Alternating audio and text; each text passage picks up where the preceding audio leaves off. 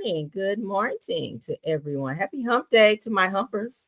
Happy hump day to my humpers. How y'all doing? Good morning. All right, let's get in. Let's go ahead and speak to everybody. I see you guys are coming in. Let's scroll on back to the top so we can speak to everybody. How y'all doing? How y'all doing? Y'all at work getting some work done? All right, not letting the Beckys and the Karens get on y'all damn nerves. Erica Butler, good morning, ma'am. Good morning. Good morning, Felicia. Good morning. Denise Lathers. Good morning. Tamara Walls. Good morning. My top flight mod, Rose Armstead, is in the building. Good morning, Rose. Good morning, Rose. SD Warren, good morning. George Denise, good morning. Sheila Washington, good morning. Lisa Bell, good morning. She says, it's hump day and I'm here for the mess. Okay, girl, yes, we got some mess to talk about too. Cassandra D, good morning. Denise Slay, good morning. My other top flight mod is in the house. Tyra is in the building. Okay, she says, happy hump day. Happy hump day, Yvette McCovery. Hey, Sylvia Blow, good morning. Erica Rogers, Diana Joseph, good morning. Trina Dean, good morning. Alicia Stout, good morning. Karen Thomas, good morning. Cynthia Williams, good morning. Said, please be safe. Have a great day. Yes, honey, be safe out there. Big Steak, good morning. Kelly Davis, good morning. Miss Honeybee, good morning. Good morning. Good morning. Darlene Mungum, good morning, ma'am. Let's keep scrolling. Let's keep scrolling. Cheryl Williams is in the house. Good morning. Lies More Lies. Purple Unicorn, that is a content creator. Good morning. Colette Passmore, good morning, ma'am. Simple Mom Family TV, that's another content creator. Good morning. Gail West is in the building. Audrey Williams is here. Playtime is in the building. Good morning, Playtime. Pamela Williams, Teresa Williams is here. The Williams are in the building, okay? Tam Fox is in the building. Good morning. Just Dan is in the building. Good morning. Mellow Man is in the house. Good morning, Mellow Man. Miss Pruitt is here. Bernadette is here. Carolina Gal is here. Angela Cuff is in the building. Good morning. Mary Jacobs is here. Miss Chevelle Carter is here. Good morning, Delilah T. Good morning. God blesses. Okay, yes. God blesses 23. I love that name. Come on in here. Good morning, Deborah L. Banks. Good morning. All right, so I see you guys are speaking to each other. Let's go ahead and jump into the show. Everything said in the video is alleged, and in my opinion, and is used for fair use and entertainment. Zamona Miller said, hey, boo. Good morning. All right, sexy Shalonda, you better come on in here. You better let them know, okay, who it is. Let them know you sexy in here, okay? Sexy Shalonda. I like your name. That's cute. Kim Jones is in the building. Good morning.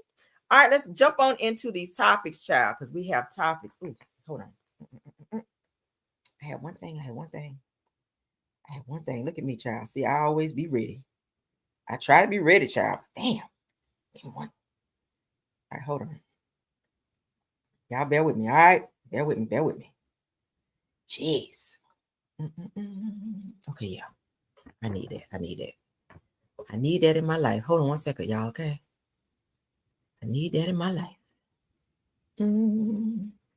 But that just dropped. I need that.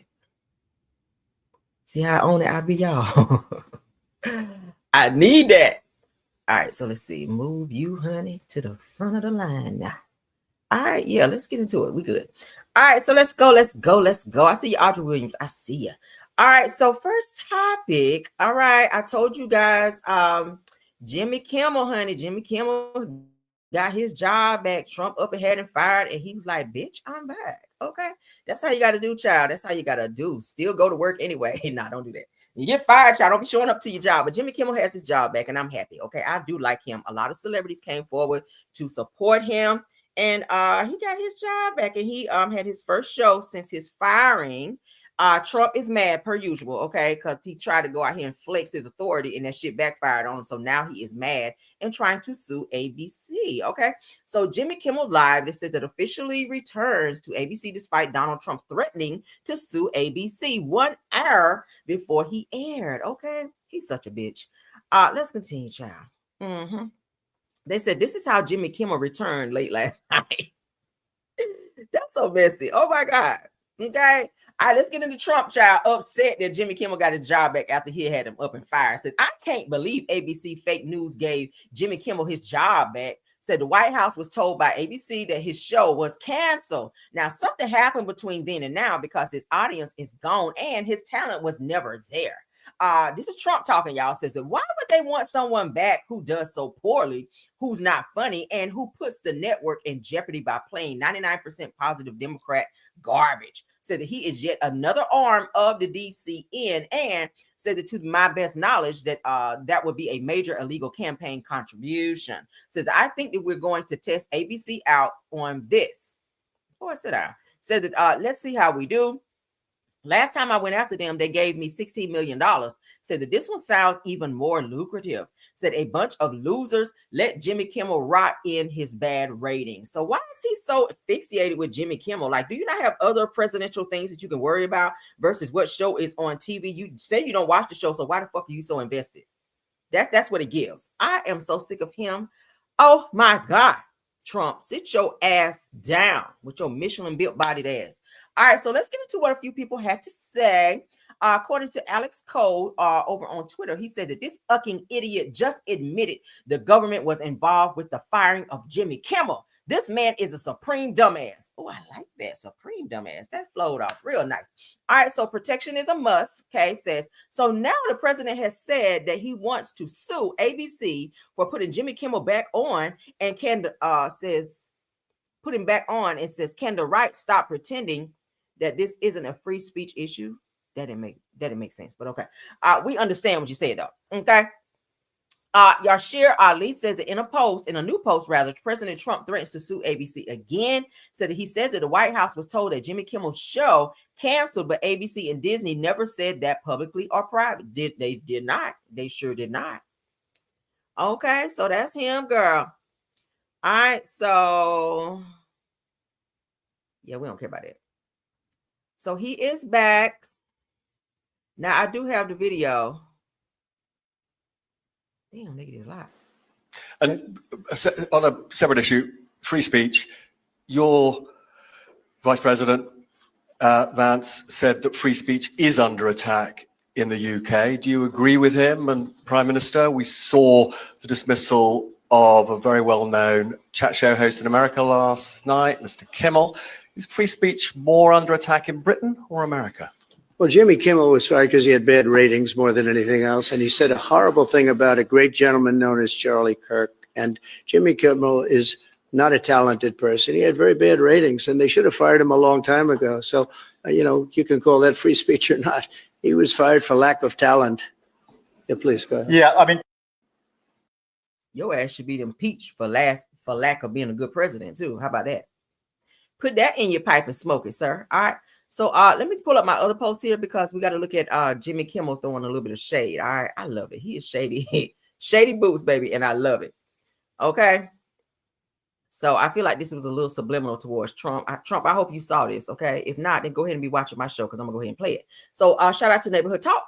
Said Trump goes on a rant after Jimmy Kimmel was on his head for 17 minutes straight during his return from his wrongful suspension. Said he might have to release the Epstein files to distract us from this now. Okay. Ooh, that's some shade. So we already read what Trump had to say. Let's listen in on what Jimmy Kimmel had to say.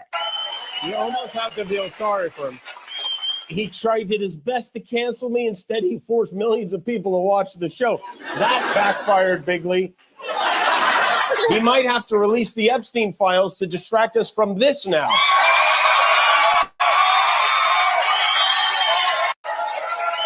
You almost have to feel sorry for him. He did his best to cancel me. Instead, he forced millions of people to watch the show. That backfired bigly. Okay. He might get into that, Trump. Okay. All right. One more Jimmy Kimmel thing, then we got to move on. So I'm super happy that he got his job back. All right. I think he's funny. Okay. I think he's funny. All right, he's bad. He ain't a bad looking Caucasian man. I'm not into that, but go off. Okay. So let's get into a Jimmy Kimmel Reed's statement on air at Disney request. So let's get into what he had to say. Shout out to Baller Alert.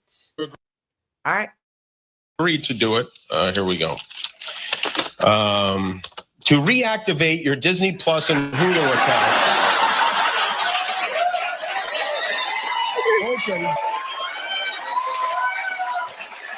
Open the Disney Plus app on your smart TV or TV connected device. I've been fortunate to work at a company that has a lot of people have been asking me if there are. Let's move along. All right, so we got some Jasmine Crockett news. Y'all know I love her, okay? So anytime she's out here reading the girls down and slaying, I am going to play it, okay? I love her. She is very sassy. I love her, okay? All right, so Laura Loomer, honey, responds to backlash after her comments about Jasmine Crockett. She says, I guess I finna watch my back. Said, God forbid Shaniqua pops a cap in my ass, girl. See, now, this makes me feel like you're trying to direct some type of ignorant comment towards Jasmine Crockett in terms of calling her ghetto. It's nothing about her that's ghetto at all. See how they be trying to hide this racism in this bullshit they be saying? And then you wonder why she pop off and read your ass down. And I'm all the way here for it. Okay. All right. So Laura Loomer says that Jasmine Crockett's homeboys and homegirls are big mad. And I called her what she is, ghetto. See that? Says, I guess I gotta watch my back. God forbid Shaniqua pops a cap in my ass. Says that you feel me, girl. No, we do not feel you. All right. So she continues by saying that why these bitches be trifling. Says, girl, if you finna play with me, just best be ready for the truth to be that I be spitting on your weave. Says that I can spit mad bars, Jasmine. Says, baby girl, don't like the taste of your own medicine. Said, you feel me? And then she asks Jasmine Crockett. Child. So that's her with her long chin ass, okay? With your double chin having ass. See how I read you? Let me help Jasmine over here read you down. All right. Yeah. All right, so let's get into what Jasmine had to say, girl. So Laura Loomer goes on to say that it hurts my heart that we have ghetto black itches, also a bitch, who hate America serving in Congress, okay? So let's get into what Jasmine had to say. I do want to point out that's not been laid out that honestly hurts my heart is when I saw the no votes, there were only 2 Caucasians. For the most part, the only people that voted no were people of color because the rhetoric that Charlie Kirk continuously put out there was rhetoric that specifically targeted people of color. And so it is unfortunate that even our colleagues could not see how harmful his rhetoric was specifically to us. But one of the things I do want to point out that's not been all she laid said about Charlie Kirk, it was nothing disrespectful. But here, this bitch come in here windmilling and being disrespectful, calling her a whole bitch, calling Jasmine Crockett a bitch, and talking about some popping caps and all that. Like, girl, like, who are you and where did you come from to be this fucking disrespectful? Okay. Now, Jasmine, I need a response from you on this biatch, okay, in the next 24 hours. I'm gonna give you 24 hours to come on back and read her ass down like you did with Marjorie Taylor Greene up over there, okay? Bad, what did she say? Bad built bitch body or whatever she said, child. I was like, oh my God. Okay, so we need a good read down on Marjorie Taylor Greene. Ain't that her name? So we're gonna need a good read in 24 hours, within 24 hours of this bitch right here, okay? And start with this area right here under her chin, okay? And work your way up. And I'm all the way here for it. All right, because y'all know I love a good read down and some pity. Let's get into some other news. Let's get out of politics because I'm tired of it, girl. Let's get into the mess. It's Wednesday. We got to get into some mess. All right. All right. So an 11-year-old Michigan boy is expelled from school for 1 year. Damn. After taking a pow away from a classmate, disarming and disassembling it without telling school officials. All right, I don't know what the hell he learned to do all that. 11 years old, and you know how to handle a pow like that, to disassemble it and all of that. Little baby Tackleberry over here that got suspended for 1 year, and the mother is sounding off. Let's get into what it said, and then we'll read into a little bit more into it. Let's go. He didn't want to implicate himself in it, nor did he want to tell on the person that actually brought the firearm, because he knows firearms aren't supposed to be in school. Savitra McClurkin insists her son, with no prior disciplinary issues, acted heroically to protect his classmates, but was expelled for not immediately reporting it to school staff. They kicked him out of school for the whole year. Online schools are honoring their decision, nor did they provide us a different resource or a different avenue to go. But school officials, citing Michigan's strict zero-tolerance laws on weapons, said expulsion was required after reviewing witness statements and surveillance footage. The district defended the decision as a matter of safety, but critics say the boy is being treated like a criminal instead of a lifesaver. They are setting my child up for failure. They're setting him up to be a statistic. And I've been doing everything in my will and my power to keep him from that. didn't want to implicate himself in it, nor did he want to tell He him. was trying to protect another student who brought the weapon to school, and he disassembled it. It sounds like he was trying to do a good deed, and he tried to protect the student that actually brought the pow, but it ultimately got him in trouble and suspended for a year. Now, imagine how far behind he's going to be being suspended for a whole year. Now, I do get why the school felt that was necessary to take action in the way that they did, but I feel like they didn't weigh this option in terms of what he was trying to do. I feel like his deeds were coming from the heart, and it was in good intentions or whatever. But I do feel that they got to crack down on pows in the school. They really do. I'm not sure how he learned how to handle one like that, to disassemble it and all this other stuff that he did, disarming and all of that. But that could have been a very dangerous situation with him doing that. Someone could have been pow. Thankfully, it did not happen. So it says that back in May, his mom, Phaedra McClurkin, says that her son spotted another student with a firearm. Now, using his hunting skills, that he disarmed it, took it apart, and tossed the bullets so that no one could get hurt. Says, but when school officials found out, they accused him of possessing a weapon and expelled him under Michigan's zero tolerance law. Now, says that the district said that their investigation, which included video and witness statements, left no ambiguity and that they claim that the decision was necessary to keep students safe. Now, the mother said that her son never wanted to tell on the student who actually brought the pow because he knew firearms weren't supposed to be in the school and didn't want to implicate himself.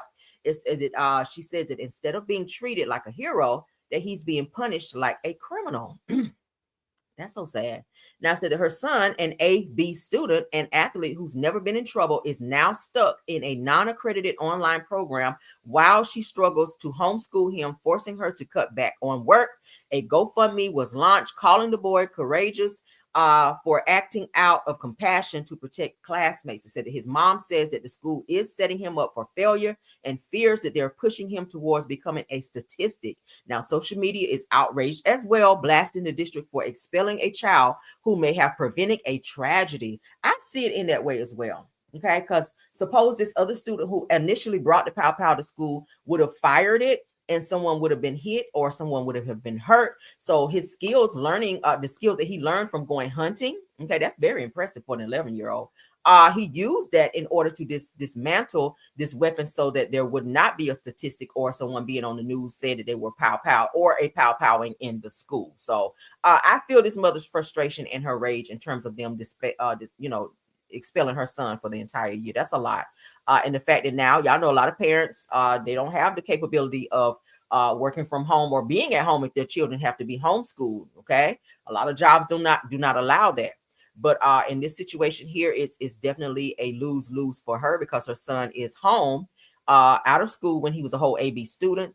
And now she's having to probably miss a lot of days of work, and she's probably going to wind up maybe losing her job. I'm not speaking it into existence, but a lot of jobs, they see you as being problematic and you don't have your shit together, and they will hire somebody else in your position because they feel like you have too much going on. If they need you there and you having problems with your child in school, that could be an issue. So prayers up for this family. A GoFundMe has been listed. I do not see what the GoFundMe is. I will have to look that up and then get back to you guys on that. Okay.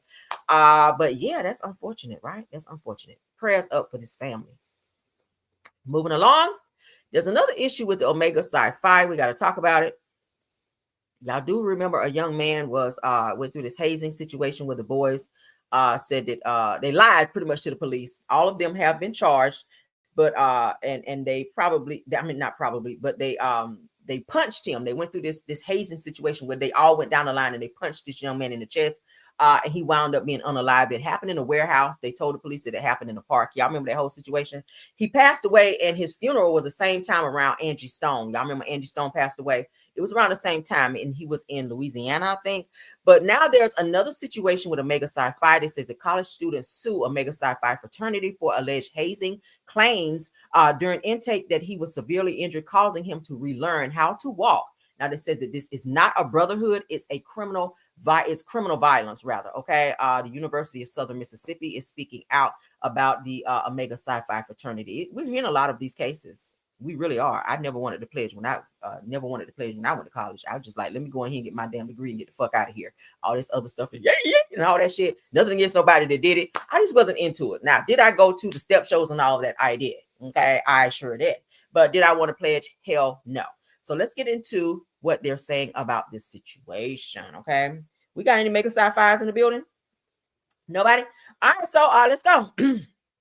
Omega Psi Phi fraternity is facing yet another controversy over 1 year after a young man passed away during intake at Southern University. Now, according to WJTV, a student at the University of Southern Mississippi claims that he was severely injured during an alleged hazing to the point where he was in the hospital for almost 2 weeks. Now, in the lawsuit, Raphael Joseph claims that the alleged ABU started in December of 2022 when he pledged with the USM chapter of Omega Psi Phi. It said that during that time, he allegedly suffered severe abuse, including intimidation, denying pledges, sleep, and food, stealing money for the pledges, and beating them repeatedly with a 2x4 plank of wood. My God, all that to be in a group. I will not.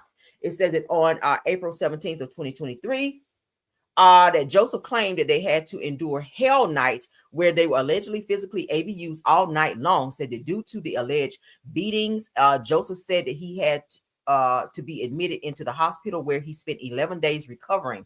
It says that he had to have surgery, get a blood transfusion, and even had to relearn how to walk. It says that Joseph claimed that he told USM about the alleged ABUs, but nothing was done about it. Child.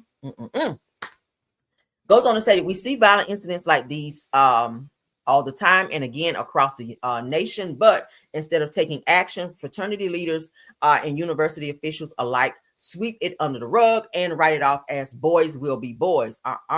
According to attorney Bakari Sellers. Now, it says that this isn't youthful indiscretion. This isn't tradition. That it is sure isn't brotherhood. Said that it's criminal violence and ABUs, and it needs to end. Right? Okay. It says that Joseph is suing both the fraternity and the university for damages. Hazing is never that serious. I agree. This is very sad. This young man had to learn how to walk, and they called it hell night where they ABUs this person for an entire night. Y'all hear all this shit that goes on in these fraternities? Oh my God, all of that to be a part of a brotherhood. I don't call that a brotherhood because I wouldn't think that a brother would want to go to those extremes in order to abuse a person just to jump them into, it sounds like gang. It sounds like a gang, if you will, not some type of fraternity. It sounds more like a gang to me. Hence the reason I didn't want to be a part of no shit like that. And nothing against, again, nobody who has ever pledged, okay? But let's continue on. I don't want to stay on it, child. That's some bullshit, if you ask me. So prayers up. This young man is suing Omega Psi Phi. All right, moving along. According to Neighborhood Talk. All right, a woman breaks down after a cop offers her a hug despite her going on a rant about hating officers during a traffic stop. Now, she says that he saved her from being on her way to do something dangerous. Ooh, let's see what it was, child. All right, let's go ahead and see.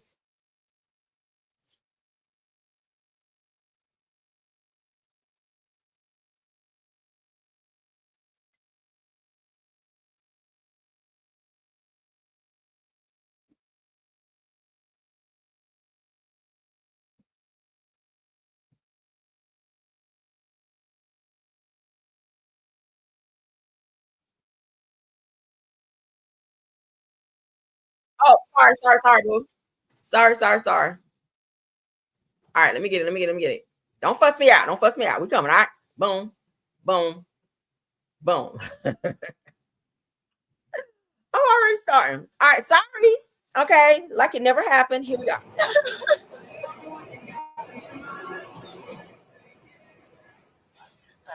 Channel 9's Cabarrus County reporter Hannah Getz heard about this story months ago and pushed the courts to release the video.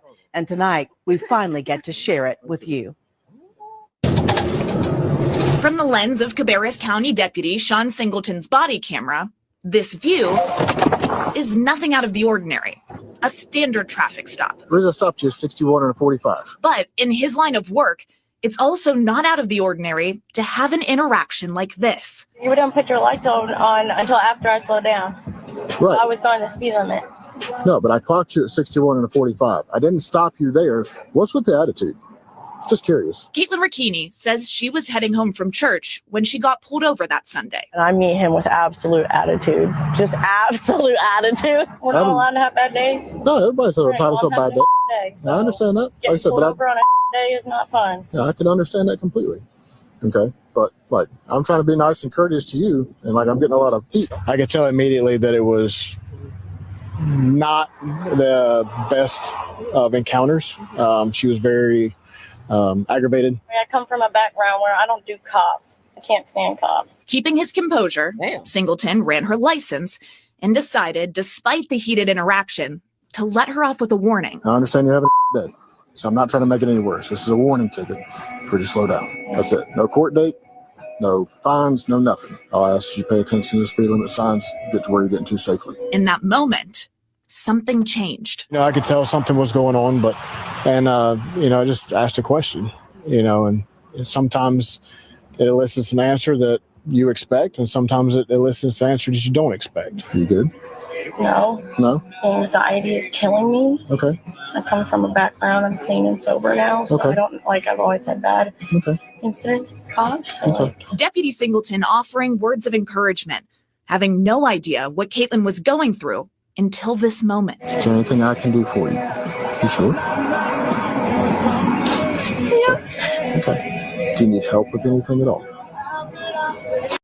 I love this. Let me say something. With all of the bad cops that we have out there, the cops that be doing some illegal shit that hire to protect and serve, we don't see a lot of cops that take these measures that go this far beyond. Okay, this young woman was getting a speeding ticket for going 61 and a 45, and this police officer really went beyond. Okay, I've never seen nobody get out and hug a police officer and allow someone to be up on them like that, because y'all know most police officers are very guarded. They don't know what a person is going to do when they hop out of the car and just run up to them, and but obviously she was going through some things. It sounds like she went through some drinking issues back in the day or whenever, and it sounds like she kind of got over there, so shout out to her for that. But shout out to this police officer for extending himself beyond his duty as a police officer. Hey, is there anything else that you need? We don't have a lot of police officers like that. Most of them want to just bust your damn window out and be aggressive with you and grab you up and take you to jail or unalive. We see a lot of people get unalived. Okay. Yeah, so shout out to this police officer, because there are some great officers out there, right? There's some great officers out there. Absolutely. So shout out to them. Can you hug? Yeah. Come here. I love that. You never know. Let me say this. You never ever know what a person is going through. So shout out to this police officer for allowing himself to be vulnerable in that moment and still do his job, and seeing that this lady was going through some things. Okay. You never know what was going through her mind, which is why she was flying the way she was. Because when you in your feelings, a lot of times you're not really thinking about, okay, I'm over the speed limit. I'm driving over the speed limit. You never know what happened before she got into that car that made her do what she did in order to get what, he still gave her the ticket, as an awareness. But at the end of the day, he went beyond it. And I like the fact that he said, hey, get out. Let me hug you. You never know how far a hug will go with somebody. Okay. Yeah. I moved down here to get away from an abusive relationship. See that? And I'm clean and I'm sober for 4 So she moved in that area to get away from an abusive relationship. She also went through some drinking situations as well. So, you just never know. You just never, ever know. So I played that. I don't know who I'm talking to this morning, but you just never know. Sometimes one hug can help somebody and take them through their day. All right. So just a little mushy moment for somebody. Okay. Let's move along though. All right. So we had a mushy moment. Now we got to get into a ratchet moment. Okay. Y'all know we love ratchet moments. Let's get into it. And this time, yes, I will share. Okay. Because I know y'all was cussing me out in the chat. So a Celeb beauty supply employee, goes off on a customer that was trying to make a return. It says that threw the woman's keys and told her to get lipo and to get out and walk to your car. You might lose a couple pounds. Now she'd ate every single key on that fucking ring, from the house door key to the car key to the damn motorcycle key and every other damn key on there. Had she thrown them damn keys at me? So let's get into it. Shout out to Neighborhood Talk, child. Can you tell me what your problem is with me? I don't have a problem with you. Then why are you being like that? I was not not even doing directing nothing to you. I was not We're even not doing nothing to you. No, don't say words. She's being very nice. I'm not doing nothing. I wasn't to directing you. myself And to you at all. Last time, where's the receipt? Just like any other store that you go to, you need a receipt. And I have a digital receipt. They send it to me from Sally's for the online if page. If that SKU is not going in, I'm not putting that back onto our floor because it's not returning. Then the stocking problem was your fault, not mine. Okay, because I came in here. You can check the cameras. You can check the cameras. I don't want to. There's cameras. I know you don't want to do that. You see, I don't know. I don't understand why you're being mean. You can't. Well, let me talk and I'll explain it to you. We can't return this because this is not the same one you bought that day. Okay. If one of us made a mistake and didn't enter that, we still can't bring this out and put it out as a return because we don't have the original one you bought that day. Because I grabbed them, the 3 from the same rack. That's what I'm trying to explain to you. I know what you meant. Did you not hear what I said? Why are you such a bitch? Get out. We're not doing nothing for you. Out now. Out. Wow. Got you. Back in here. Okay, that's get out. That's the same clothes you were wearing the same day you came in here. Out. Same clothes I was wearing. Okay. Oh wow, you even keep track of that. Yeah. Isn't that funny? Yeah. Wow. Let's get Anyways, a liposuction, babe, and then come back and talk to us. Really? You want to talk about liposuction? You want to talk about bodies right now? What the fuck is wrong with you? You want to record, but you're calling me a bitch. You're not getting a return. What is wrong with you? So technically, poor. Honestly, I feel bad for you for working with her. I know. I feel bad for your roots too, babe. I'm gonna fuck. I feel bad for you. You know, this is really so funny because you work with customer service. So funny that you want to call me a bitch and think that we're gonna let you still proceed in the store. Get out. Go. Okay. Walk to your car. You might lose a couple pounds. Go. That's so rude. Is it? Good thing you work here in Sally's in Paso. It's not recording. Yeah. Oh, sorry. Out now. Talk about losing pounds. Child. Y'all see that? People are so rude. Girl, that was too much. What do y'all think about that? What do y'all think about that? She was doing too much. To insult the lady about her weight and all that, I feel like that was going a little bit too far. Okay. Now, if you did not want to return the item, you could have just said that and not, taking it as far as throwing the woman's keys at her, insulting her about her weight, telling her to walk to her car so she can lose a few pounds. I mean, lady, it's not like you were totally fit yourself. This is why you have to watch where you spend your money. Okay. You have to watch where you spend your money, because if a person don't respect me or have any type of respect for me when I come into the establishment, because the way I see it is, if I'm spending my money there, I'm paying your salary. If we don't shop in your establishment, you don't have a job. That's how I look at it. So if you're going to be rude to me and not speak to me in a respectful manner, then I choose to take my money elsewhere. Okay. So I feel like she probably should have escalated that to probably over her head to management or to HR maybe. Okay. And definitely report, since you have video evidence of how this lady spoke to you, definitely report it to HR and say, hey, if you guys have an email address, I'll be happy to send you guys the video so that you can see how your employee speaks to your customers when they come into your establishment. Okay. Yeah, that's how you got to do, honey. Flip that thing on them and let them know. I don't need you. You need me. Okay. Straight like that. Hold on. Oh, they are messy. All right, so let's continue. All right, let's get on into the next topic. All right, so imagine this, y'all. Let's pull this up. All right, and so I want you guys to sign off on this topic. Let me get it up. All right, so NBA star Michael Porter Jr. He just signed a $200 million contract. Okay, now problem with that is he just revealed in an interview that he splits the rent, okay, with his girlfriend. What do you guys think about it? Because a lot of people had something to say about that. Okay, somebody was like, "Are you controlling?" It sounds like a controlling issue. As the man, you probably should go ahead and just pay the entire thing. Why are you splitting rent if you make $200 million? Like, what the fuck is that? Okay, obviously you are the breadwinner in that situation. So why is she expected to split rent if you bringing in $200 million? Weird, right? All right, let's get into what he had to say in his interview. No, you don't. I know you're not worth $200 million and was splitting rent with your girlfriend. You talking about that I should pay for the whole thing? Absolutely. Hold on. $200 million deal and you were splitting rent with your ex-girlfriend? Yeah. Like, what are you talking about? The right decision. You worth $200 million. Her rent was probably $3,000, bro. Okay, but she's killing herself to make half, and then she always with you. But look, how is she even if you willing? that Okay. So basically, she's looking around. she's looking around for her apartments, and she came across one, but it was way out of her price range. It was like double what she could afford. So I was like, this is really nice. I want you to be able to stay here. I want to be able to pull up and stay here. You know what I'm saying? Like, what can you afford? And I'll split it. I'll pay the rest. So right. I ended up doing that, and I was like, "Yo, whatever happens," and I want the people's advice on this too, because I'm curious. Yeah, I'm gonna give. I am the. So basically, I know you don't. I know you're not worth $200 million, bro.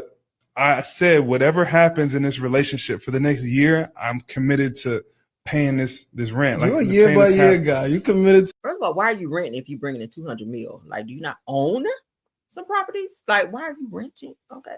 To the NBA year by year, you committed to. I'm your like, because I'm like, I don't know if we're gonna be together. I don't know contract. if this is my wife. I don't know if it's not. So I'm like, okay, for this next year, I got you. Whatever happens, we could break up. I got you for this. But if she's working a regular schmegular job, and like I said, you bringing in 200 million, I mean, statistically, you should go ahead and pay the entire rent. I had the same issue with Lil Scrappy and Bambi, and they were married. He didn't have his part of the rent, and I had my part, and that's why we got evicted. Part, bitch, that show up that he should be paying it. You pay the utilities, let him pay the fucking mortgage or rent. Like, what is that? Child. Next year, I'll split rent with you. You can into it with the wrong mindset, though. I know, but bro, I don't know. I just didn't know. So then we end up breaking up 5-6 months into the rent. And basically that's where I'm at now, where I'm like, man, do I keep helping her out, or is it cooked? So have you paid your half of the rent? How does that work if you blocked on shit? No, we were in a little bit of communication, to act right month to month. Nigga. Oh, yeah, dude, I've been waiting for you to wake up this interview. There you go. Nah, I'm just saying. So like, if I'm paying the remaining months, month to month, yeah, but I see she's wilding, and like, bro, it's gonna be hard to continue that agreement. You feel me? That's gonna be tough, because if you're out here wilding, get that next dude to pay that rent. You need to act right month to month, nigga. All right, so let's go ahead and sound off, because I see I'm kind of peeping at some of you guys' comments. All right, now, if they agree as boyfriend and girlfriend to live together, all right, they have rent. She works, he works. He's in the NBA, making a nice little bag, 200 mil. Just signed the contract. Should he be the one to pay the rent and she take on the utilities, which would be a little bit less because her money is gonna not, it's not gonna stretch as far as his. So put in the chat, do you think he should be responsible for paying the entire rent and allow her to pay utilities? Do you think because she's the girlfriend that she should be responsible for half the rent since she's not a wife? Y'all put it in there. Because she's the girlfriend, she should be responsible for half the rent. Okay, put a 2 on that. Put a 1 if you feel that he should pay the entire rent, being that he is an NBA player with a $200 million contract. Okay. Just because I think old school. I think old school. Okay. I think old school. I feel like he should pay the whole rent and let her pay utilities. That's what I feel. But let's see. Let's sound off. They say he should pay the entire rent and she pay utilities. Yeah, Cassandra. Let me go back to my main screen because I want to see. I want to see what you guys are saying. Let's go back up. Okay, so S.R. Howard says it as he should, says she's a girlfriend. She's a fool for living above her means. And he moved in, says it, and this is why women should be self-sufficient. That too, okay? That too, I feel like you definitely should be self-sufficient. Don't rely on somebody else, because if they don't pay their part, then you ass out. Hell no. All right, so let's see. Cassandra D says he's dumb too. Said, why you renting when you can own if you're worth 200 million? I just said that. Absolutely. Says sorry piece of crap. Carolyn Sharp says, okay. Carolyn Sharp says sorry piece of crap. Right. Miss Pruitt says that no, just buy it outright for her. Okay. Sunny Day says that that's wife stuff to though caramel. Okay, we'll take it. We'll take it. Amen. Said he paid the entire rent. She paid utilities. Yes. Okay. Miss Lady says that yes, she should only have to pay utility. Okay. Cool. I see a lot of ones. Says that he says that she gonna do it for a year. Okay. All right. Felicia says he should pay. Denise Slay says that so happy that I own my home. Said I thank my mom and dad every day. Period. Okay. Same here. Okay. Says he's living there too, though. Right. Okay. Says that my husband does make half as much as he does and pays all the rent and utilities. Come on, husband. Okay. Somebody says the entire rent. Okay, he should pay the entire rent. Come on, Miss Felicia. She said that. All right. Bluebell says he should pay for the rest of the year as he promised. Okay. A promise is a promise now. Okay. E. Parker says that when I moved in with mine, the only thing I paid was my phone. Ooh, okay. Come on. Yes, ma'am. All right. Because you have some men that are old school with it. They don't want a woman to pay like the mortgage or the rent if you're renting. They don't want them to do that. They want to pay that because they feel like it kind of makes them less than a man to allow the woman to jump in and have to do that. Okay. We have a lot of old school men mentally out there, but these new age guys, they be like, bitch, you better come up with your half, or I don't know what to tell you. Okay. But then again, like I said, I'm raised old school. I feel like a man, okay, if he makes the money to do so, should pay the entire rent. Like, what the fuck are we splitting for? Like, what are we splitting for? Like a woman's job biblically is to be the helpmeet, correct? We are supposed to be helpmeets, meaning help you meet that obligation. You pay the fucking rent or mortgage, and let me come up in here and pay the utilities and whatnot. Okay, shit, I'll go buy some groceries or whatever. But yeah, if you paying the mortgage, I got the lights, gas, and all that other shit, cable. Okay, yeah, I don't know. I don't know. It's just my mentality. That's how I was raised. But somebody says I was raised not to live above my means. That too. Okay. Rose Armstead says that my husband pays rent and I pay utilities. Okay, I get with that. Says I haven't paid rent since I met my husband 14 years ago. Period. You better let him know. All right. What's up, this Salto Duchess? She's a content creator. You guys go and check her out as well. Okay. Says that it doesn't sound like they are in a committed relationship. He says that she was looking for a place to live. Old school is husband first. Come on. All right, we're on the same page. Okay, sunny days. Let's get a couple more comments and then we're gonna get out of here. Says that that's how we do it too. All right, Rose Olmsted says, and I'm always screaming, cut that light off. Cut the light off. I know that's right. Okay. Carolyn Sharp says that I can't stand a cheap ninja. I don't play that. Don't care if we're married or not. Okay, period. Says, but she's not a wife. Okay. Scorpion Miss says she ain't no damn wife. Bitch, get in here and get your half. All right. Count it out on the table. And don't you miss no 20s. Don't be there counting like Smokey off Friday. Okay, 20, 40, 60, 80, then flip it over 100. Child. Okay. I don't know. I'm old school. I've always been raised that way. We're helpmeets. Women are helpmeets. So at the end of the day, don't come over here talking about no half shit. All right, go to pay that shit and let me know when the light bill and all that shit come in. I got it. All right, period. All right, so let's continue. All right. Now, somebody else who their money might be a little funny. I don't know. But Tia Kim, honey, she is leaning heavy on her baby daddy over there. Ricky Rose, as they call him. He's supposed to have a private plane. But Tia said one of her family members saw him flying over there on Delta Girl versus on his private plane to go see a little fight and whatnot. So let's go ahead and get into Tia Kim calling out her baby daddy, Rick Ross. Baby, I laughed when I saw this. I said, she stay on his ass something serious. He don't have a chance when it comes to Tia Kim. All right, I don't know what the hell he did to her, but it's like forever up and stuck between them two. Let's get into it, child. You ain't busy enough for me right now. That's what you do now. Somebody told me they saw my baby daddy on Delta leaving Clarissa Shields' fight. Lord. That plain gas high than a motherfucker, ain't it, boss? It's high, nigga. I know. But now, nigga, gas that bitch up and put it in the air. You say you the biggest, nigga. I want to see that whole flying across my house. Just cause, bitch, spin the block of that whole nigga. You the biggest. No, I heard my baby dad was on Delta leaving the fight from Detroit the other day because my cousin was on the plane. She went to the fight. She saw him in first class with a hoodie on. This is not a joke. I just want to know what the fuck is going on with the Jetty Jet. Not Jetty Jet. You know,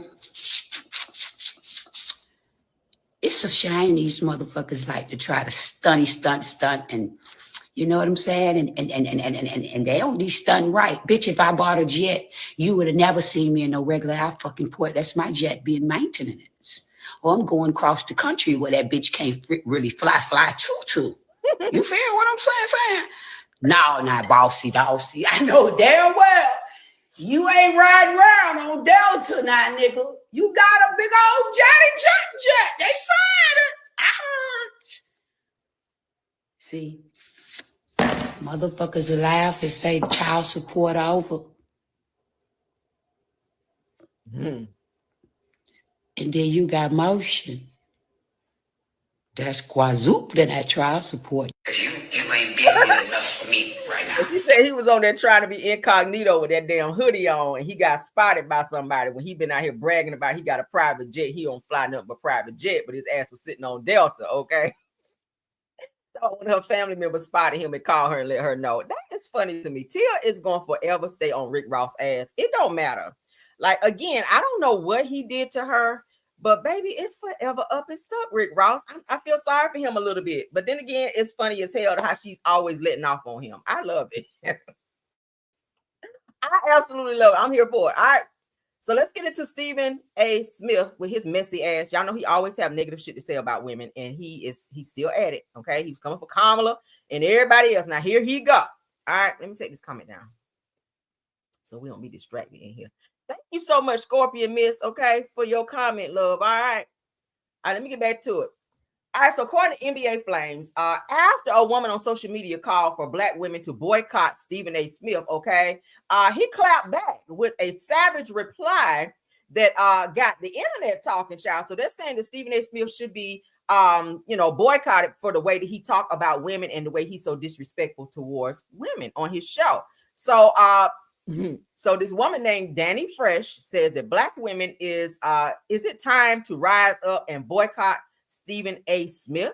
So he saw this comment and he responded to her by saying, you always want to boycott some shit. Boycott them dry ass wigs. Why? Why not cover her wig?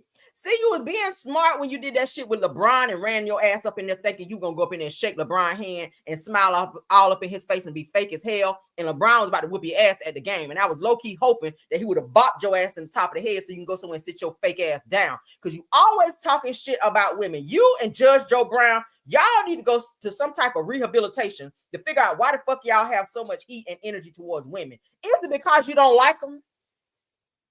Are you broke wrist and we just don't know about the shit yet? Is that what it is? It's giving y'all niggas is out here with major booty brownie issues. That's what it's giving. Nigga, you might have streaks in the front and the back of your damn drawers the way you talk so much shit about women. I ain't never seen that shit in my life. Damn. You always talk shit about women. But you gonna tell this woman, you always talking about boycotting some shit. Go boycott them dry ass wigs. Maybe you do need to be boycotted, okay? Trump, this is the nigga that you should be getting off the air right here. Stephen A. Smith, while you over there running for Jimmy Kimmel, leave Jimmy alone and come on over here and give some of that heat over here to Stephen A. Smith with his loud, disrespectful ass. Okay? Fake ass hairline. Let's get up off here, child.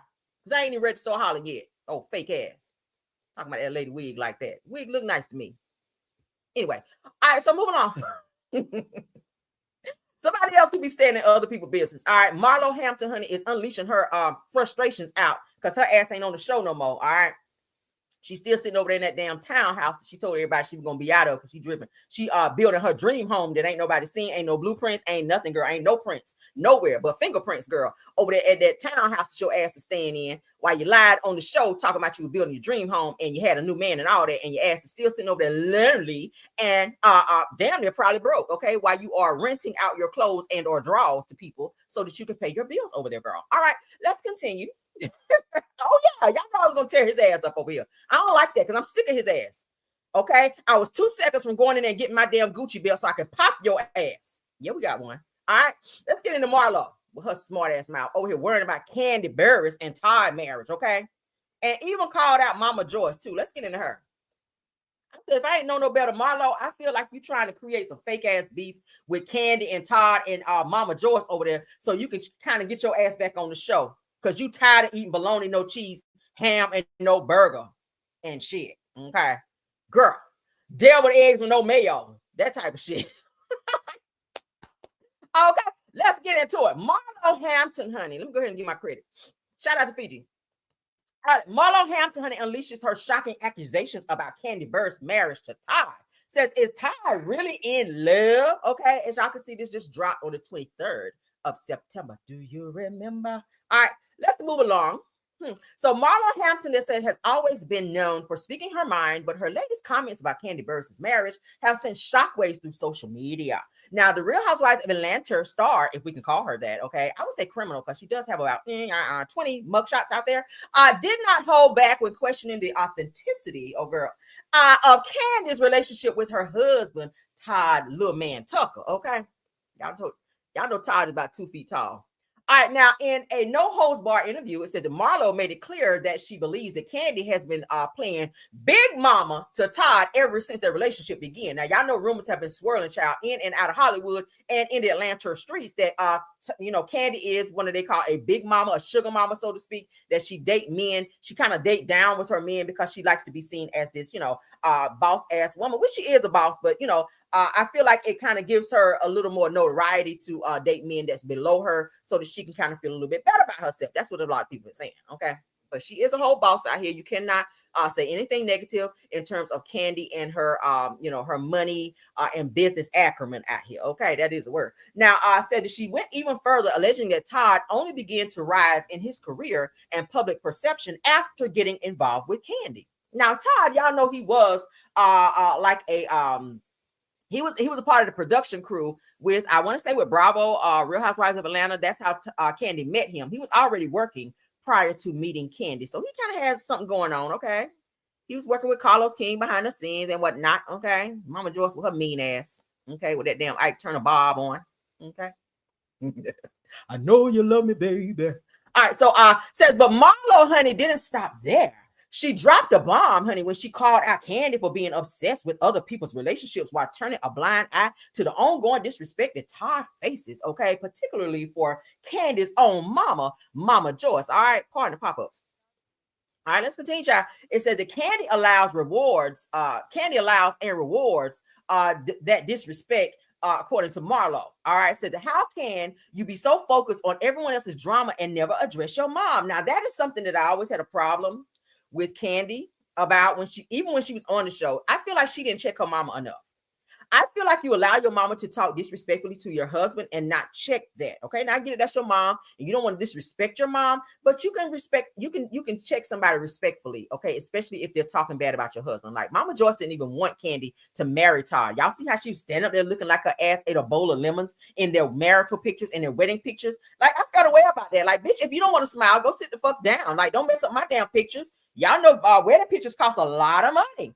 So you stand up there not want to smile because you mad that Kandi made the decision to marry somebody. And I feel like she never wanted Kandi to marry anyone because she might have felt like that might have cut into her money that she was getting from Kandi. Okay. I feel like she thought that she would have to go to the second tier in terms of asking Kandi for money. Like, okay, Kandi, I need $25,000 right quick. But then she said, I got to consult Todd first. She ain't want that monkey wrench thrown up in there. Okay. So she was being a bitch towards every single man that Kandi met and or tried to be with. Y'all saw that on the show. She didn't like none of Kandi's men. But let's continue, girl. Now, the accusations took a deeper turn as Marlo recounted the shocking lengths that Kandi's mother has gone in order to sabotage Todd's reputation, girl. Now, according to Marlo, Kandi's mom once went as far as hiring someone to set Todd up and even accused him of having an affair with Kandi's best friend. Y'all remember we saw that on the show. Now, Marlo could not help but question the sanity of any man who would endure such public humiliation over a decade, child. Ooh. Okay. Now, it says that what man would stay with someone who's been disrespected by their own mother for that long? Do you even have a man, girl? It says that Marlo asked, her voice dripping with skepticism, said that she added that while Todd may love Kandi, that it's unclear if he's truly in love with her after facing such relentless drama and disrespect, child. My question, I guess, is why do you care more than Kandi, who's married to him? If Kandi don't care that much about it, why are you caring more than Kandi, who has to sleep beside this man, sleep with him, pay bills with him, etc., etc.? She's married to him, not you. That's the problem I always had with Marlo. She's always in other people's business when she ain't got none of her own. All right, go worry about renting them drawers out over there. All right. So Marlo's statement hit the internet like wildfire, with fans and fellow celebrities quickly weighing in. It says that many have called out Kandi for not addressing her mother's actions and have questioned Todd's patience, wondering how much longer he can endure the toxic environment. Okay. Now, I told you guys a while back that Todd was suing Mama Joyce for some type of defamation of something that she said about him. I don't know if they settled this quietly behind the scenes, because I haven't heard an update on this as of yet. But word on the street is that Todd was coming for Mama Joyce for some things that he said about her, and he was suing her ass for defamation in the tune of, I think, 1.something million. I was like, do she even have that kind of money? Do she even have that? And how's the relationship going to be now between you and your wife, Kandi, which is her mom, now that you are suing her for something? So maybe they settled it quietly so that it would not be some bullshit behind the scenes, okay? Mm-hmm. Now, others are questioning if Todd is simply holding on to something deeper, perhaps for fame or financial gain, as no man in his right mind would tolerate this kind of treatment for over 10 years. What y'all think about it? Y'all know he also felt away. We talked about Todd the other day, where he was upset with Kandi for not ever putting his name on her home after they got married. I think he was hoping that Kandi would say, okay, now that we're married, let me go ahead and add your name to my home. But Kandi was like, all of this stuff is for my children. Okay. She got 3 kids, and she's hoping to put all of that stuff into her kids' name versus Todd's name, and anything that they build together, during the marriage, then that's between the two of them. They split it. But it said that as if the tension wasn't already high, that Marlo's words have sparked intense debate, with social media erupting in both support and criticism. Said that some fans have even suggested that Marlo's comments might not be the truth. Might not be the truth bomb, that Kandi needs to finally confront her family's toxic behavior. What do y'all think about this so far? I hate this thing because it's all these damn pop-ups. What y'all think about it? Of course, y'all know they said that Marlo is not afraid to stir the pot, and with her explosive statements about Kandi and Todd's marriage, and she has definitely done just that. They said the question remains, is Todd really in love with Kandi, or is he just staying for a long haul despite the ABUs? Okay, he is putting up with a lot of shit with Mama Joyce. Y'all remember when his own mother was here before she passed away, she was also getting into it with Mama Joyce, because I feel like, Mama Joyce did not want any other mother coming in and maybe being a mother figure to Kandi, because Kandi did like Todd's mom. She was calling Todd's mom as well. So Mama Joyce had a little jealousy going on there, to where she was being the biggest bitch that she could be towards Todd and Todd's mom, because she didn't want anybody getting close to Kandi because of that money. I feel like that was what it was. But I did see most recently that Kandi did just purchase her mom a brand new SUV, like Lexus or something like that. So she upgraded her car. So, I don't know, which she should. That's her mother. She should, whatever her mother asked for, if she's within right, she should take care of her mom. And y'all know how Kandi feel about her mom, baby. She'll break out crying in a minute when somebody tried to be checking her about her mama. But do I feel like she should definitely put her foot down when it comes to how Mama Joyce disrespects Todd, being that is her husband? I do feel like she should. Okay. As much as I love my mom, she can never say nothing negative to me about my husband. I will have to check that, because that is my husband. That's who I chose. Okay. And whether you like this person or not, which my mother gets along very well with my husband, we have a very good relationship. But if something were to ever happen to where my mom would say something disrespectfully about or to my husband, I would have to check that. I can't let that shit ride. Okay. And it will be respectfully. I ain't gonna be like, bitch, it's never that with my mom, but I would definitely check it. And I feel like Kandi should definitely check her mom when it comes to Todd, because that's not a good look. Moving along. Y'all put in there what y'all think. All right, moving along. Let's get into some Carlos King news. Y'all know he had messy Mondays, and he is saying that he feels that what's the child name? Mimi Faust should definitely be back on Love and Hip Hop. Okay, let's go ahead and get into this. He has a soft spot for Mimi. But I'm gonna tell y'all something, Mimi. I think Mimi's karma is the fact that Mimi really thought a little bit more highly of herself than she really should have. All right, and I feel like the karma in terms of how her relationships have panned out really goes back to where she was running around here. You mad at Jocelyn for taking Stevie J from you, but didn't you take Stevie J from Eve? Stevie J and Eve, rapper Eve, was dating, and you were over there finagling and double dipping and carrying on over there, and you pretty much took Stevie J away from Eve. And then once you got Stevie, here come Jocelyn, and then up and took him from you. So I feel like what goes around comes around. You messing with somebody else, man, somebody gonna mess with yours. That's just how the shit work. All right. But let's go ahead and get into what Carlos King had to say. So Claudia Jordan drops exclusive tea about me, false. Let's get into it. Shout out to Housewives from Housewives. This is my opinion, raindrops. So listen up. I would love to see Mimi Faust in a Cynthia Bailey role on Love and Hip Hop Atlanta. Somebody that comes in like this sort of like dim mother. Because one thing about Mimi, when it comes to her position with Yandy and Rashida, for example, she's never had beef with any of them. And I think Mimi, outside of the Stevie J and Jocelyn stuff and her altercation with K. Michelle, I think Mimi does a great job at being a friend and does a great job at being the voice of reason when she's put in those positions. So I want Mimi to come back. I think that would have been great for her for a long time, but it's not happening because I'm the EP of a new show that she's about to do called Cleaning Up My Life, and that's going to be Mimi's show. That's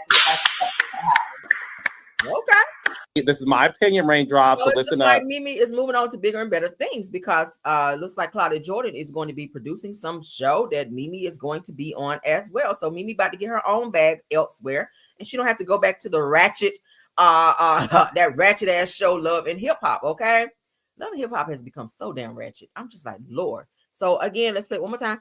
I would love to see Mimi Faust in a Cynthia Bailey role on Love and Hip Hop Atlanta. Somebody that comes in like this sort of like dim mother. Because one thing about Mimi, when it comes to her position with Yandy and Rashida, for example, she's never had beef with any of them. And I think Mimi, outside of the Stevie J and Jocelyn stuff and her altercation with K. Michelle, I think Mimi does a great job at being a friend and does a great job at being the voice of reason when she's put in those positions. So I want Mimi to come back. I think that would have been great for her for a long time, but it's not happening because I'm the EP of a new show that she's about to do called Cleaning Up My Life, and that's going to be Mimi's show. That's Mimi. Come on through. Okay. This is my. So shout out to Claudia Jordan, honey, for employing the girls out here, getting the girls a good old job out here, good paycheck. Okay. Y'all know that Claudia is moving on. So I'm not sure if she's going to be still on Carlos King's show because I told you guys that there was a new announcement that she was going to be moving on to another show that she signed a contract for. That was right after Funky Dineva came out and was doing this whole apology saying that, we got to get our show back on. What's the show that they were on YouTube, child? I forget. But anyway, he was doing this whole hugging her and apologizing, saying, we got to get our show back. We got to get our show back. And she was like, yeah, we should. But then she went and signed a contract somewhere else. So maybe she didn't want to deal with that bullshit. And Funky Dineva's little attitude and whatnot, this sense of entitlement. And to hear that he did all of this shit and all that shit talking and walking away from his job and all of that drama that he had going on behind that bullshit between Claudia, Al Jordan, Al Reynolds, Al Reynolds, over $10. I said, bitch, you did all this for $10. You did all of this for $10. You just stayed your ass there. Like, a mess. But shout out to Claudia. I'm not sure what Carlos is going to do and who he's going to replace Claudia with once she moves on to the new show that she's going to be on. Okay. But it sounds like she's doing bigger and better things. So shout out to her because I do like Claudia. All right. Moving along. Y'all can put in there what y'all think. Let's get into some Diddy news because he's getting ready to be sentenced here. Why he got all these people writing these character letters for him. I was like, child, y'all sit down already. Shout out to the 425 watching me. Okay. Shout out to the 425 in the building. Sean Diddy Combs' legal team pushes for him to serve no more than 14 months ahead of federal charges sentencing. Okay, according to Black Millionaires, let's get into what they're saying because I think he should get more than 14 months.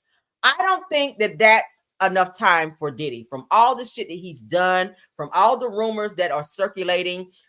Yes, there's Keefe D.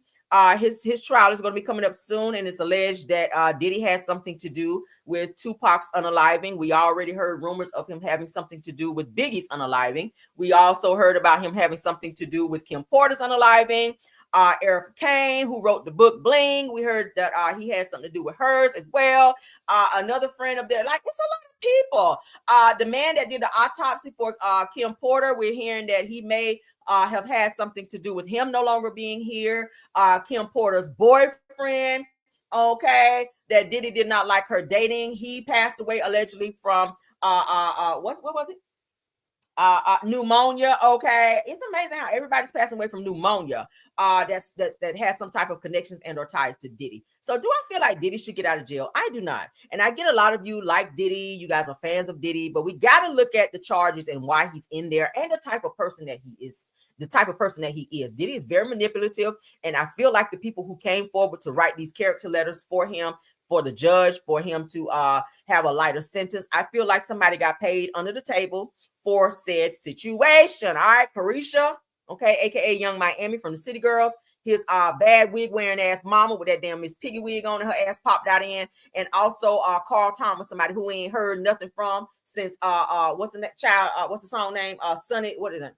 Summer Rain. Okay, y'all remember the song he did, Summer Rain? While I love the song, nigga, you are trash for writing a whole letter for somebody who fucked up your career. Let me just go ahead and say that. And I said it yesterday, and I will say the shit again today. I ain't writing no character letter for your ass to get out of prison, nigga. When you effed up my career and blackballed me, like the hell. All right, but let's get into what they're saying here, okay? Because let's see what they're talking about with Diddy in this damn time that he's getting ready to be getting. Y'all do know that October the 3rd is when he will be sentenced for said crimes that he was convicted and found guilty of. All right, the other two he should have been found guilty, but again, I feel like some of the jury might have been paid under the table as well. No, I mean, because they kept saying he kept turning around and looking at some of the jury. What you turn around looking at them for? And the judge had to tell him, don't turn around and look no more. So it's given that he was trying to intimidate. Okay, and he might have had some of his people pay some people. And I'm just gonna say that's just my opinion. We don't know that to be fact. But let's get into it. Sean Diddy Combs attorneys are urging a judge to limit his prison term for no more than 14 months as he awaits sentencing on October 3rd for federal prostitution convictions. Now, the Bad Boy Records founder, who is 55 years old, was convicted on July 2nd of transporting individuals to engage in prostitution, charges that carry a potential maximum of 20 years. See, I need that 20 on him if sentences run consecutively. All right. Now, the defense filing, let's get into that.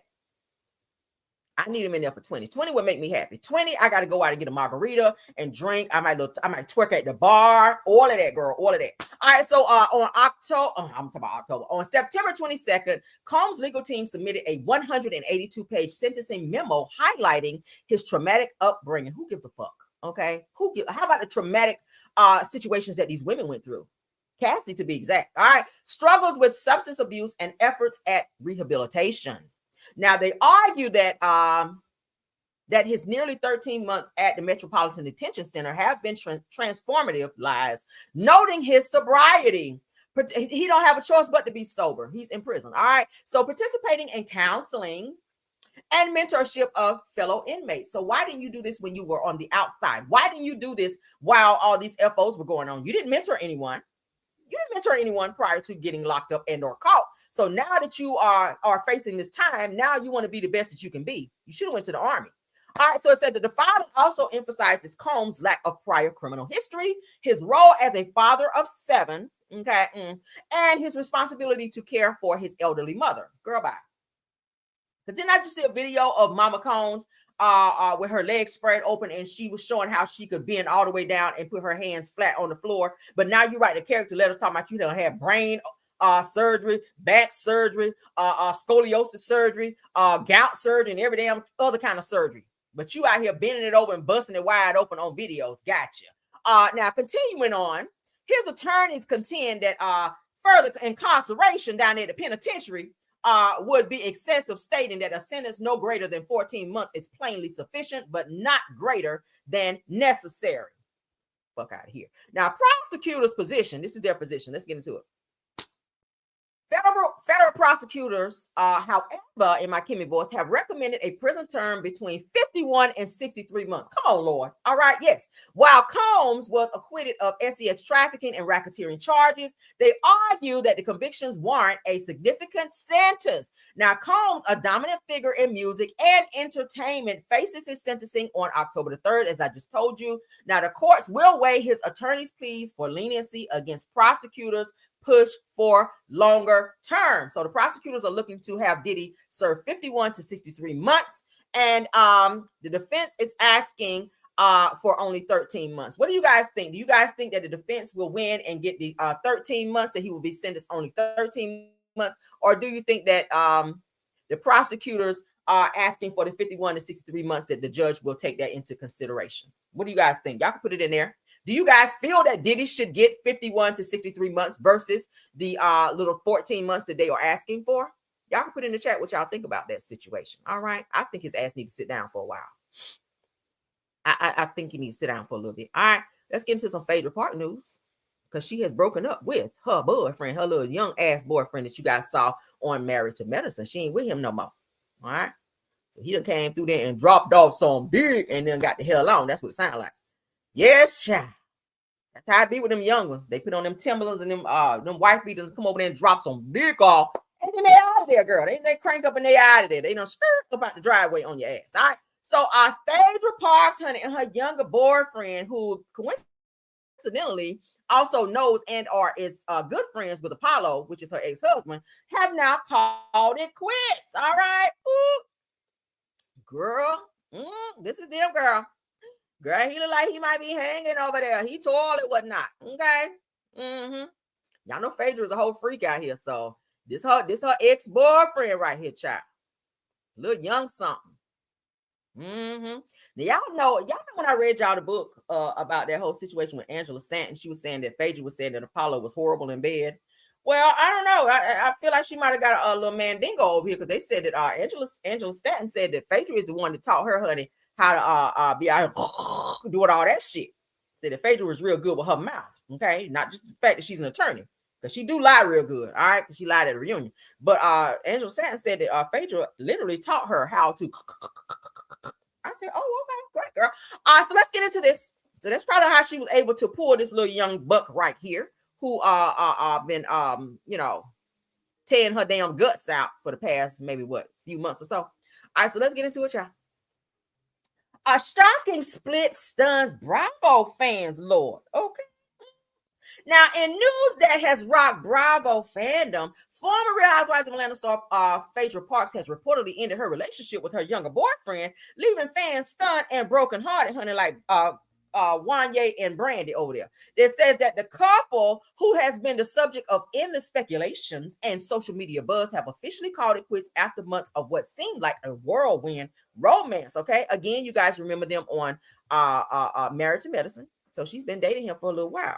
Now, it says that the breakup marks yet another dramatic chapter in the life of Phaedra Parks, who has remained a fan favorite long after the departure from Real Housewives of Atlanta, which you guys know she is back. All right. Now, known for her sharp wit, southern charm, and headline-making stories, Phaedra has kept fans invested in her love life, rather. And this latest twist has everyone talking. The girls are talking, girl. Ooh, let's continue. Now, the relationship that had everyone talking. Let's get into it. Phaedra and her younger beau first went public last year, instantly turning heads with their glamorous outings, cozy Instagram posts, and frequent vacations together. Ooh, y'all know what going on vacations, girl. Some of them. All right, so our fans, many fans have applauded Parks for finding happiness again after her high-profile divorce from Apollo Nida, while others speculated about the age difference and whether their relationship would last. Ooh, come on, girl. All right, amen, girl, amen. Anybody out there with a younger man? Any cougars in the building? Sound off, cougars. Let me hear you. Okay. Okay, so despite the chatter, all right, the pair appeared inseparable, with Parks even hinting in interviews that she could see a long-term future with her new partner. Say it ain't so, girl. It says, but behind the scenes, that sources say the tensions had been brewing. What's going on, child? Why did they break up, girl? Let's get in y'all business, honey. Ooh, y'all know that's what y'all be doing on vacation with your man in there, child, with your head behind the headboard on this. Okay. So why did they split? Let's see why they split. Now, insiders close to the couple have revealed that the breakup stemmed from a mix of lifestyle differences and mounting pressure from the spotlight. Ooh, child. Because y'all know Phaedra is bougie. Now, I said that Phaedra is a businesswoman. Between raising her boys, running her businesses, and returning to TV, she did not have the time or energy for someone who wasn't on the same page. See, now you was on the same page when he was dropping on there. But okay. So they said that the age gap also played a role. And they were said that they were in different places in their lives, and it just became too difficult to bridge that gap. Okay. We'll take it, child. Sound like a lie, but okay. Now, another insider also said that it wasn't explosive, that there wasn't a scandal, and it just ran its course. Okay, that happens. Now, they said if fans react, heartbreak and relatable humor, said that the news of the split spread like wildfire on social media, with fans expressing both sadness and playful humor. Says now Phaedra back on the market, child. Somebody about to get red for filth. Okay, one of the fans said. Another said that I thought this was the one for her. Said that my heart hurts, child. Oh Lord, so deep. It said that Phaedra will be fine. Said that she's always got a plan, a prayer, and a punch line. All right. Another fan said. Another person said that some fans even joked that Bravo should feature her love life in a spinoff, given how captivated audience remained by her romantic ups and downs. I bet it was a lot of ups and downs. Now, Phaedra's silent for now. Says it. So Phaedra has not publicly addressed the split. Her social media remains filled with photos of her children, work project, and glamorous events. But eagle-eye followers have noticed the absence of recent posts featuring her ex. So y'all know how when people break up, child, you start seeing the pictures start to disappear from social media. So that's what it's giving. All right. Of course, you guys know she is on Real Housewives of Atlanta, so she is back. I do have some more news that Phaedra did come out to talk about with Apollo. Okay, so Apollo and his ex-wife are trying to follow her over to Real Housewives of Atlanta. I saw as well. So y'all know that Apollo and his ex-wife Shireen, they have filed for divorce, and their divorce is finalized because he was being a little too violent up over there with her. But okay, from what's been said is that according to Phaedra, is that Shireen and Apollo are trying to still link up and get a little checkity check over there on Real Housewives of Atlanta by following her. Now y'all know they made some appearances on Married to Medicine as well. And Phaedra's like, well, I know you lied. And the person that invited them on Married to Medicine was Dr. Heavenly, okay? So Dr. Heavenly invited Shireen and Apollo to be on Married to Medicine. Upon them coming on the show, it was a shock to Phaedra because she didn't even know they were going to be on the show, which made her a little nervous. So then, of course, she left Married to Medicine and took her ass back over to Real Housewives of Atlanta. So now Phaedra is saying that Apollo is trying to link back up with his ex-wife so that they can come back on the show and have this like united front in order to get a check from Bravo again. So let's get into that, honey. Because I found that, shout out to Real Housewives of Atlanta fan page. It says that Apollo and his wife were reportedly in talks to join the Real Housewives of Atlanta, but producers went in a different direction. Now, said that Phaedra Parks says that it feels like that they're obsessed with following her. Even after Apollo and I divorced, she said that they keep showing up wherever I am. So it sounds like they might be stalking Phaedra. I don't know. So they said the last season that they even popped up on Married to Medicine, as I just told you guys, after Dr. Heavenly brought them on. And I feel like Dr. Heavenly has been messy as hell because they were trying to force Phaedra to talk about her personal life. So they felt like by showing Apollo and bringing Shireen on the show as well, that it would push some type of narrative to where Phaedra would be forced to talk about her personal life because she was avoiding doing so, and she was in everybody else's business, and they felt like that Phaedra was not being transparent on the show. So it said that I don't understand why everyone suddenly wants the same job that I've been doing for years. It started to feel creepy. Phaedra goes on to say that I have no plans to include Apollo in anything that I'm working on. Honestly, all I want from him is for him to be a father. Okay, I agree with that. Okay. Absolutely. So I'm not sure why he's trying to fake like him and Shireen are getting back together so that they can make an appearance on Real Housewives of Atlanta to maybe troll her. I feel like it's for a paycheck. I feel like it's for a paycheck. They ain't bring shit when they came to Married to Medicine, but got on there trying to fight Phaedra, and Phaedra decided that she was going to leave the show because she wasn't trying to be about that life. But hey, whatever, tomato, tomato. Let's get into my jam session. Thank you so much, mods, for letting me know. We're going to go ahead and get into this session. You guys, please tap on that like button for me, and I will be back with the show. Let's go. All right. Keep the lights up, please. Lights up, lights up.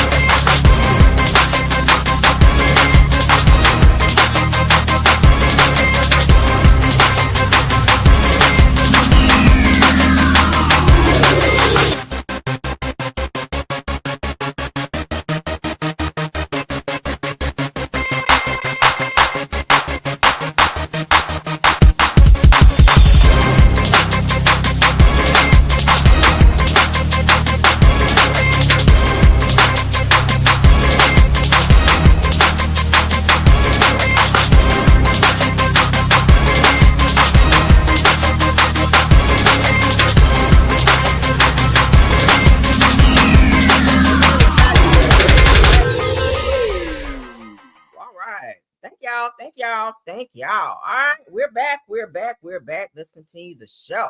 Hopefully, you guys continue to tap on the like. Okay. Let's keep going.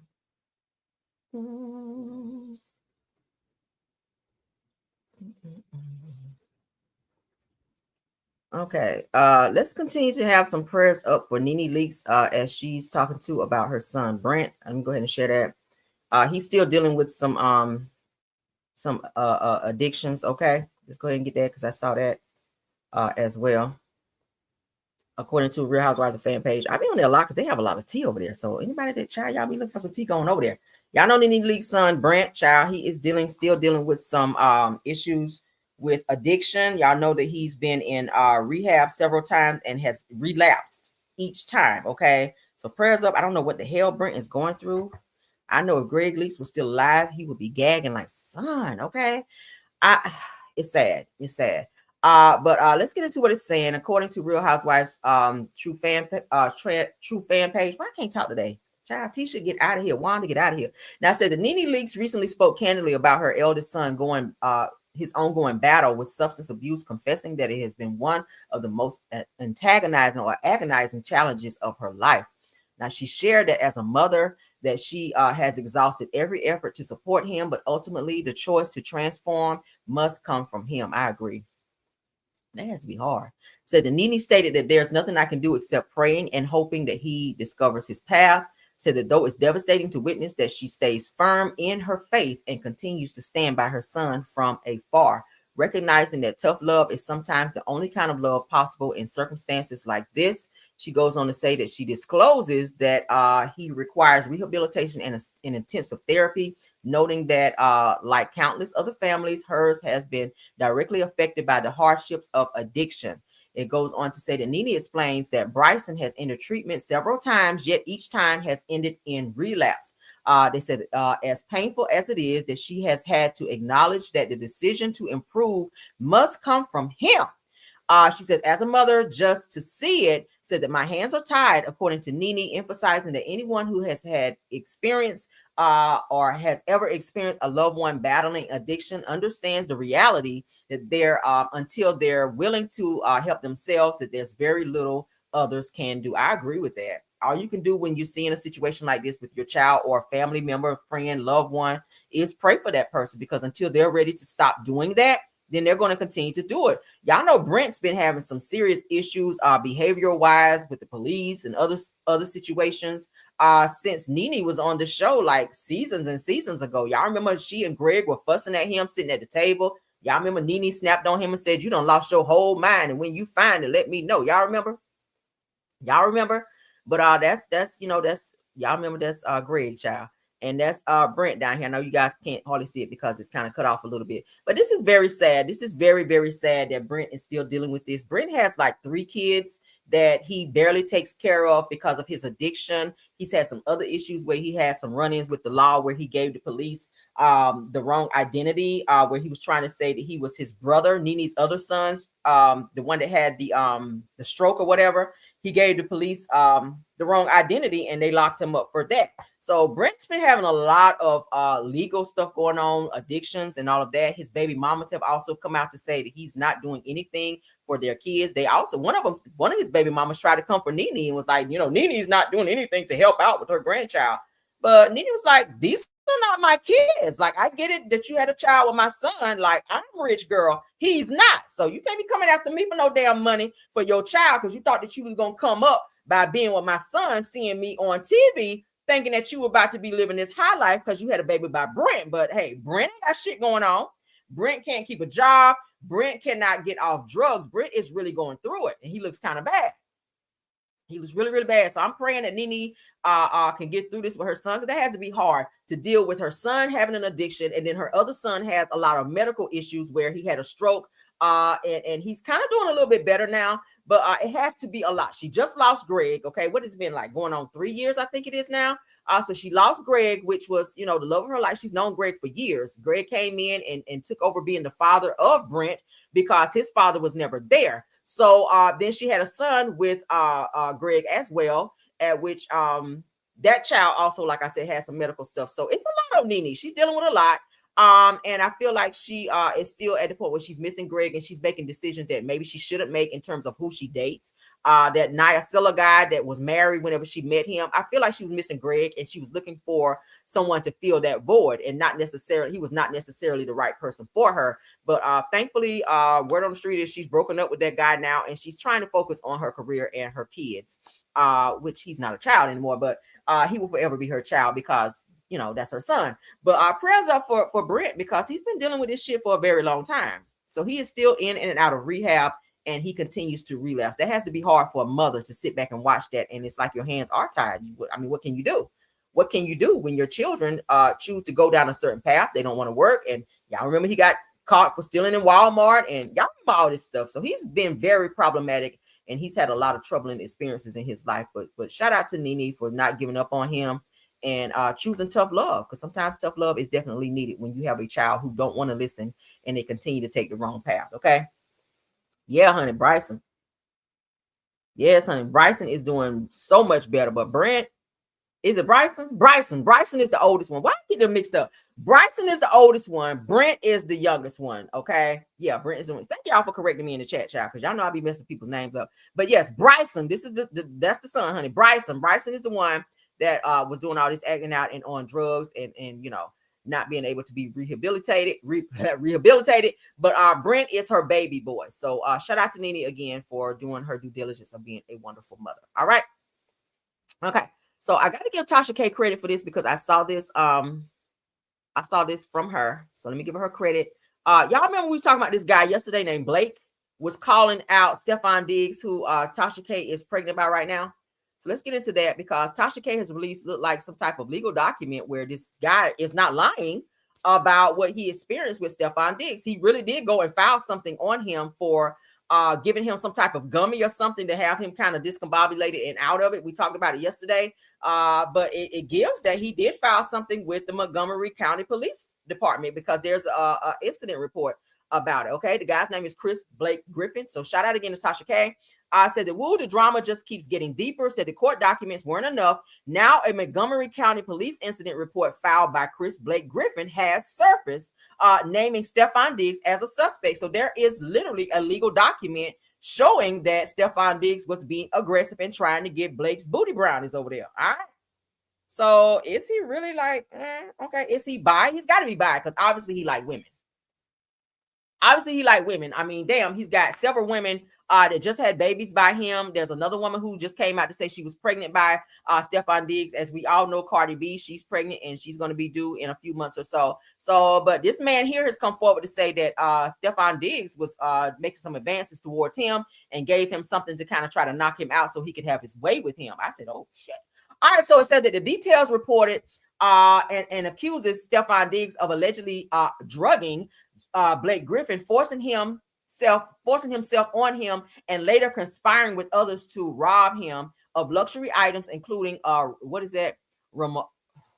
Ramawa suitcase, some type of expensive suitcase. I probably said it wrong. Jewelry and clothes valued between $30K and $50K. Now it said that Griffin also claims that Stefon Diggs tried to silence him a week later after he rejected his advances. Child, let me find out. Now, they said that the case remains open and the industry is buzzing over what this means for Stefon Diggs and more. They said that the evidence keeps leaking, child. Oh, Lord, something else sounded like it was leaking too. I don't get into it. All right, but you guys see here, I know it's kind of small, but it says, what is the incident report? And it gives the incident report number. And then it goes into detail, SEX offense. Okay, that's what it says here, what it's being charged for, a SEX offense. I wish I could have blown that up. Let me see. Let me be creative right quick. Okay, hold on, y'all. Hold on. Let me see. Can I try to blow it up and upload it? Because baby, I said So it sounds like he was not lying. Now he literally did a interview. Okay, here you go. Let me see. Can I okay, no. I want that. He did an interview where he was talking about what Stefon Diggs did to him, and a lot of people didn't believe it. But baby, when you start seeing police reports and shit, you kind of gotta be like, oh, okay, well maybe that did happen, right? Like maybe that had happened or whatever. Hold on. Hold on. Y'all bear with me, shit.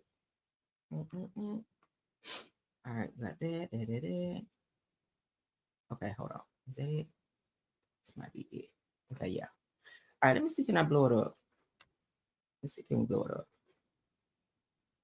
Because I want to see all that's on this damn report. I hope it let me blow it up. Let's see. All right, let me upload it. Again, shout out to Sasha K, honey, because that's where we saw it. And give these folk their credit for this good old tea. All right. All right, let me upload it. Then we're gonna look at this damn report. Because obviously, honey, some shit happened that probably shouldn't have happened. But he's telling, according to her, said that Chris Blake, police report against Stefon Diggs surfaces alleging drug and assault and the robbery. Okay. So let me try to upload this right quick. Y'all give me a second, okay? Give me a second. Did it come through? Let me see. Okay, there you go. Hallelujah. I was about to say, hold up now. Look at the Lord. Look at him. Okay. We're going to blow it up real big. All right, hold up. Okay. Ooh, honey. Oh, yeah. All right. So this is what we need. Okay. Share screen. Come on, Lord. All right. Yes. All right. So let's pull it down. Can y'all see it? That's what we need, y'all. Let's look at this report right quick. All right. Okay. So take your time, real. Thank you, ma'am. All right. So as you guys can see, code MCPD incident report. Then it gives incident report number. 1 of 4. So it sounds like a long report. So it was dated 8/8/2025. So it's recent. Oh shit. Okay. So Montgomery County Police. The report number gives a report date 10/16/2024. Start date 5/22/2023. Summary assault and robbery. Okay. Report type. It gives that. Address, it gives that. We ain't gonna read it out loud. You guys can see it on the screen. So original report, it gives the incident number, and then over here it says robbery, residential strong arm. Oh my, that's serious.